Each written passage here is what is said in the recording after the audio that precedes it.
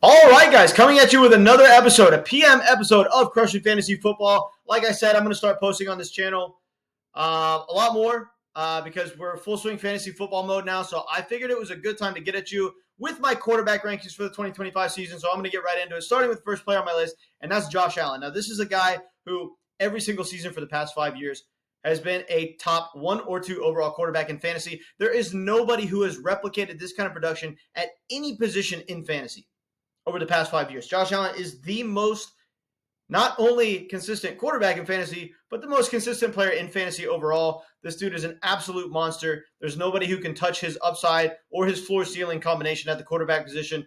There is absolutely not much to think about here. We're going to be taking Josh Allen as the first quarterback off the board. Next player on my list is going to be Jalen Hurts.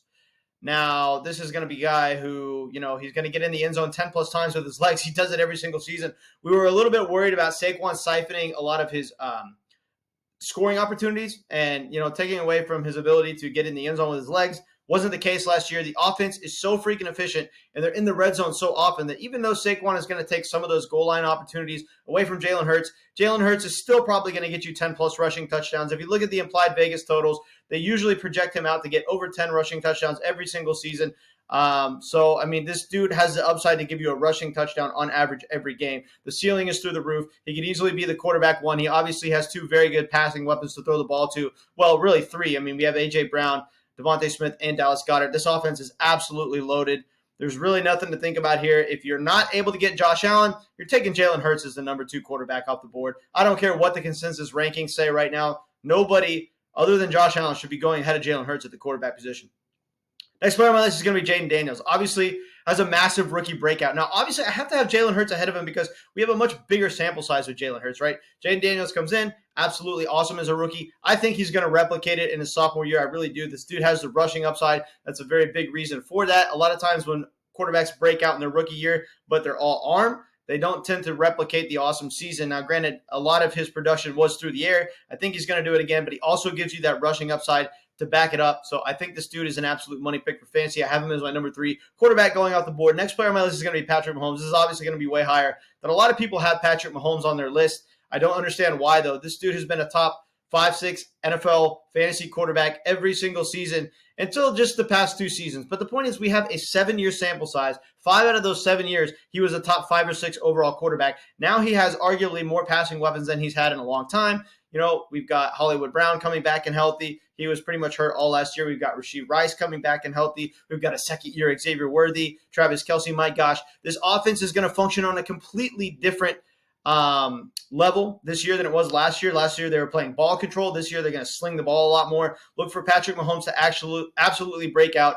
So, he's going to be my first quarterback that I'm taking off the board that doesn't really have elite rushing upside just because I think he's got the possibility to pass for 5,000 yards. Next player on my list is going to be Joe Burrow. This is going to be a guy who, he has Ja'Marr Chase, the best wide receiver in the NFL, arguably, to throw the ball to. He's got T. Higgins. He's got a good pass-catching tight end in Mike Gesicki. Andre Yoshavash is somebody who I have as a late-round pickup that could actually put up some decent yardage totals this year. This offense is loaded with weapons. It's Joe Burrow. This is one of the best quarterbacks in the NFL. You're taking him at the number 5 overall quarterback position.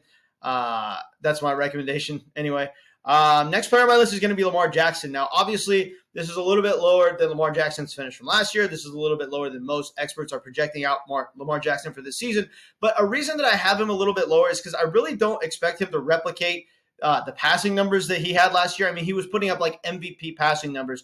And so unless he really returns to having that insane rushing upside that he's had in, his other in his first MVP season, then I really don't see him being the number 2 quarterback overall in fantasy again. I really think that he's going to regress just a little bit. Is he still a top 5 or 6 option? Absolutely. But I would expect the passing numbers to regress negatively at least a little bit for Lamar Jackson because, let's be honest, the best wide receiver on this team is Zay Flowers. We've got an aging Mark Andrews. He was really spreading the ball around successfully last year, but that typically isn't sustainable on a year-to-year basis to put up that kind of passing numbers when you really don't have truly elite wide receivers in your wide receiver room. That being said, it is Lamar Jackson. He's turned out to be a better passer than we ever thought he would. He still does have that rushing upside. So is he going to be a top 5 or 6 overall option? Yes, but I expect him to regress a little bit from what we saw last year. Next player on my list is going to be Dak Prescott. Now, this is a guy who, obviously, just 2 seasons ago was a top 3 overall quarterback in fantasy. People so soon forget just because he was hurt last year. And now everyone's saying Dak is trash. Now, from a real life football perspective, maybe a little bit of a choke artist, but for fantasy, this guy is money. The dude slings the ball. He's got CeeDee Lamb to throw the ball to. We now add George Pickens. This dude was like with just CeeDee Lamb and Brandon Cooks as his sidekick.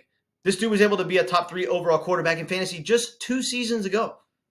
The number 3 overall quarterback in fantasy, there is absolutely no reason why this guy should be going as like the quarterback 16 right now. It just baffles me. In fact, of every single quarterback in the draft, there is no more just confusing ADP to me than Dak Prescott. It absolutely makes no sense him going this low. We add George Pickens to the offense. This offense is absolutely stacked. They play at a very fast pace. They're going to be throwing the ball a lot. Dak Prescott's going to be a top 10 quarterback. He's probably the biggest steal right now at the quarterback position. So you need to be grabbing him in as many drafts as possible. Next player on my list is going to be Kyler Murray. Now, this is a guy who we've got a year 2 Marvin Harrison Jr. coming in. We've got an elite pass-catching tight end in Trey McBride. We've got a very good offense. We've got some, kind of slept on, underrated wide receivers in the offense too. I do like Michael Wilson. This is going to be an offense that functions very well. Obviously, a little bit of a disappointment last year, but we're talking about a guy who's one of the best deep ball throwers in the league. If you look up the statistics throughout his career, he's one of the best deep ball passers in the past 10 years. The dude can sling the ball downfield. We've got a year 2 Marvin Harrison Jr. who seems like he's on a mission. Kyler Murray does have rushing upside. So considering the fact that he has rushing upside and elite passing upside, I do like Kyler Murray to be a top 10 overall quarterback this year. Next player on my list is going to be Justin Herbert. Higher than a lot of people are going to have Herbert, but this is a guy who, we go back just a few seasons and he was being drafted as like the number 2 wide receiver after Patrick Mahomes. There was a time and a place where people thought that this guy was going to be the best quarterback in fantasy for years to come. We now add Trey Harris. We've got a 3rd-year Quentin Johnston. We've got some weapons in this offense. Obviously, Ladd McConkey being the lead wide receiver in the offense, and they added some weapons to the backfield. So I think this offense is going to be a lot more efficient than people expect. I like Justin Herbert to have a breakout season and be a top 10 overall quarterback. Next player on my list is going to be Jared Goff. So this is a guy who's obviously playing in a very loaded offense, gives you absolutely no rushing upside, but the passing upside is elite. He has the possibility to throw for 4,200 yards. I mean, anybody with Amon-Ra St. Brown, Jameson Williams, Sam Laporta, Jahmyr Gibbs in their offense to throw the ball to has elite upside by default just because of their passing weapons. Jared Goff might not be the most talented quarterback in the NFL, but he's certainly money for fantasy being in an offense this loaded. Next player on my list is going to be Baker Mayfield. A little bit lower than a lot of people are going to have Baker.